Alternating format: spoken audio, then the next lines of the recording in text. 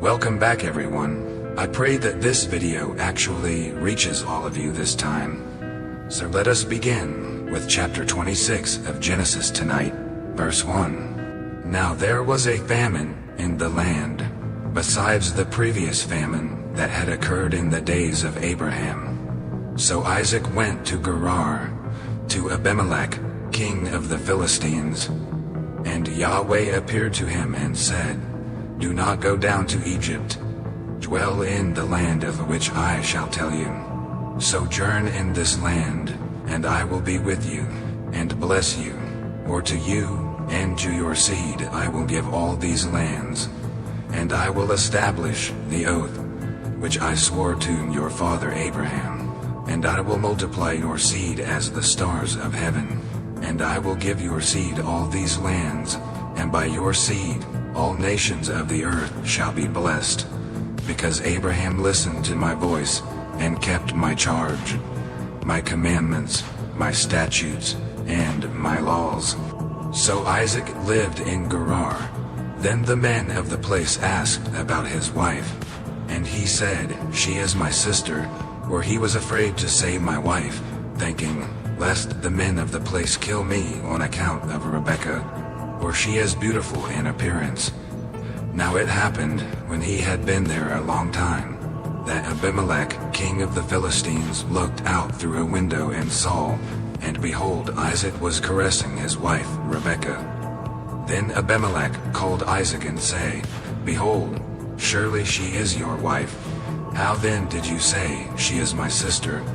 And Isaac said to him, Because I said, lest I die on account of her. And Abimelech said, What is this you have done to us? One of the people might easily have lain with your wife, and you would have brought ill upon us. So Abimelech commanded all the people, saying, He who touches this man or his wife shall surely be put to death. And Isaac sowed in that land and reaped in the same year 100-fold. And Yahweh blessed him, and the man became great and continued to grow greater until he became very great. And he had possessions of flocks and possessions of herds and many servants, so that the Philistines were jealous of him. Now all the wells which his father's servants had dug in the days of Abraham, his father, the Philistines stopped up by filling them with earth. Then Abimelech said to Isaac, Go away from us, for you are too mighty for us. And Isaac departed from there, and camped in the valley of Gerar, and settled there. Then Isaac dug again the wells of water which had been dug in the days of his father Abraham. But the Philistines had stopped them up after the death of Abraham, and he called them by the same names by which his father had called them. Then Isaac's servants dug in the valley, and found there a well of flowing water. And the herdsmen of Gerar contended with the herdsmen of Isaac, saying, The water is ours. So he named the well Esek, because they quarreled with him. Then they dug another well, and they contended over it also, so he called it Setnah. Then he moved away from there, and dug another well, and they did not contend over it, so he named it Rehoboth. And he said, At last Yahweh has made room for us, and we will be fruitful in the land. And he went up from there to Beersheba, and Yahweh appeared to him that night, and said, I am God of your father Abraham. Do not fear, for I am with you.